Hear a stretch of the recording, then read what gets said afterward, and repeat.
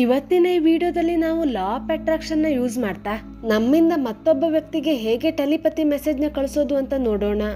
ಅಂದ್ರೆ ನಾವು ಯಾವ ರೀತಿ ಫೋನ್ ನ ಯೂಸ್ ಮಾಡಿ ಇನ್ನೊಬ್ಬರಿಗೆ ಎಲ್ಲೋ ದೂರದಲ್ಲಿರೋರಿಗೆ ಮೆಸೇಜ್ ಅಥವಾ ಕಾಲ್ ನ ಮಾಡ್ತೀವೋ, ಅದೇ ರೀತಿ ನಮ್ಮ ಮನಸ್ಸನ್ನ, ನಮ್ಮ ಮೈಂಡ್ ನ ಯೂಸ್ ಮಾಡಿ ಎಲ್ಲೋ ದೂರದಲ್ಲಿರುವಂತವರಿಗೆ ನಮ್ಮ ಸಂದೇಶವನ್ನ ಕಳಿಸೋದೇ ಟೆಲಿಪತಿಕ್ ಮೆಸೇಜ್. ಫಾರ್ ಎಕ್ಸಾಂಪಲ್, ನಾವು ಯಾರನ್ನಾದ್ರೂ ನೆನ್ಸ್ಕೊಳ್ತಾ ಇರ್ತೀವಿ ಅಥವಾ ಅವ್ರ ಬಗ್ಗೆ ಮಾತಾಡ್ತಾ ಇರ್ತೀವಿ. ಅದೇ ಟೈಮ್ಗೆ ಅವರು ಸಡನ್ ಆಗಿ ಬರೋದು, ಇಲ್ಲಾಂದ್ರೆ ಸಡನ್ ಆಗಿ ಫೋನ್ ಕಾಲ್ ಬಂದ್ರೆ ಆವಾಗ ನಾವು ಅವ್ರಿಗೆ ಹೇಳ್ತೀವಿ, ನಿಂಗೆ 100 ವರ್ಷ ಆಯಸ್ಸು, ಇವಾಗ ತಾನೇ ನಿನ್ನ ನೆನ್ಸ್ಕೊಳ್ತಿದ್ದೆ, ಅಷ್ಟರಲ್ಲಿ ನೀನೇ ಕಾಲ್ ಮಾಡಿದೆ ಅಂತ ಹೇಳ್ತೇವೆ. ಸೊ ಇದು ಕೂಡ ಒಂದು ಟೆಲಿಪತಿಕ್ ಮೆಸೇಜೇ. ಆ ಒಂದು ಟೈಮ್ ನಲ್ಲಿ ನಿಮ್ಮ ಒಂದು ವೈಬ್ರೇಷನ್ ಆ ವ್ಯಕ್ತಿಗೆ ಅಷ್ಟೇ ಬೇಗ ತಲುಪಿ ಮತ್ತೆ ಆ ವ್ಯಕ್ತಿಯಿಂದ ನಮ್ಗೆ ರೆಸ್ಪಾನ್ಸ್ ಸಿಕ್ಕಿರುತ್ತೆ. ಸಿಂಪಲ್ ಆಗಿ ಹೇಳ್ಬೇಕಂದ್ರೆ, ಎರಡು ದೂರದಲ್ಲಿರುವಂತಹ ಮನಸ್ಸುಗಳ ನಡುವೆ ನಡೆಯುವಂತಹ ವೈರ್ಲೆಸ್ ಕಮ್ಯುನಿಕೇಶನ್ ಅನ್ನ ಟೆಲಿಪತಿ ಅಂತ ಹೇಳ್ತೇವೆ. ಸೊ ಈಗ ನಾನು ಹೇಳುವಂತ ಟೆಕ್ನಿಕ್ಸ್ ನ ಯೂಸ್ ಮಾಡಿ ನೀವು ಯಾರನ್ನಾದ್ರೂ ಮಿಸ್ ಮಾಡ್ಕೊಂತಿದ್ರೆ ಅವರಿಂದ ನಿಮ್ಗೆ ಕಾಲ್ ಬರೋದು ಅಥವಾ ಅವ್ರ ಬಗ್ಗೆ ನಿಮ್ಗೆ ಯಾರಿಂದಾದ್ರೂ ವಿಷಯ ಗೊತ್ತಾಗತ್ತೆ. ಫಸ್ಟ್ ನೀವು ಯಾರ ಜೊತೆ ಟೆಲಿಪತಿಕ್ ಕಮ್ಯುನಿಕೇಟ್ ಮಾಡಬೇಕು ಅಂತ ಅನ್ಕೊಂಡಿದ್ದೀರೋ ಅವರನ್ನ ಡಿಸೈಡ್ ಮಾಡ್ಕೊಳ್ಳಿ. ಫಾರ್ ಎಕ್ಸಾಂಪಲ್, ನಿಮ್ಮ ಕ್ಲಾಸ್ಮೇಟ್ ಅಥವಾ ಯಾರಾದ್ರೂ ನಿಮ್ಮ ರಿಲೇಟಿವ್ ಅಥವಾ ನಿಮ್ಮ ಬಾಯ್ ಫ್ರೆಂಡ್ ಆಗಿರ್ಬೋದು, ಗರ್ಲ್ ಫ್ರೆಂಡ್ ಆಗಿರ್ಬೋದು, ಅಥವಾ ನಿಮ್ಮಿಂದ ದೂರ ಆದಂತಹ ನಿಮ್ಮ ಪ್ರೀತಿ ಪಾತ್ರರನ್ನು ಕೂಡ ನೀವು ನೆನ್ಸ್ಕೊಳ್ಬಹುದು. ಸೊ ಈ ಟೆಲಿಪತಿ ಟೆಕ್ನಿಕ್ಸ್ ನ ಯೂಸ್ ಮಾಡೋದ್ರಿಂದ ಅವರು ನಿಮ್ಮನ್ನ ಕಾಂಟ್ಯಾಕ್ಟ್ ಕೂಡ ಮಾಡಬಹುದು.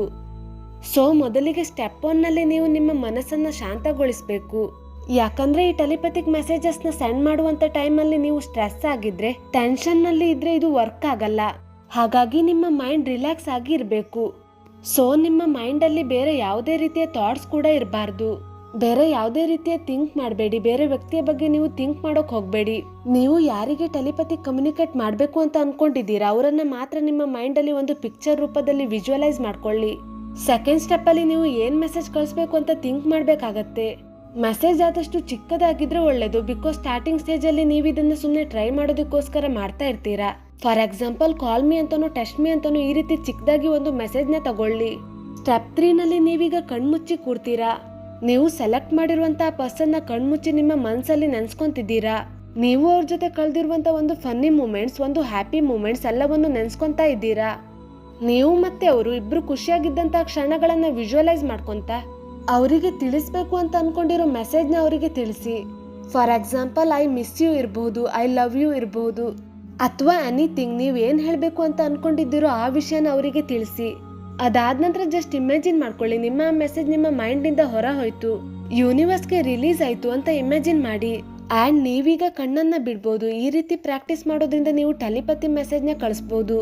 ಅಂಡ್ 48 ಅವರ್ಸ್ ಒಳಗಡೆ ಆ ವ್ಯಕ್ತಿಯಿಂದ ಮತ್ತೆ ನಿಮ್ಗೆ ಯಾವ್ದಾದ್ರು ರೀತಿಯಲ್ಲಿ ರಿಟರ್ನ್ ರೆಸ್ಪಾನ್ಸ್ ಸಿಕ್ಕೇ ಸಿಗತ್ತೆ. ಸೊ ಇದು ಇವತ್ತಿನ ವಿಡಿಯೋ.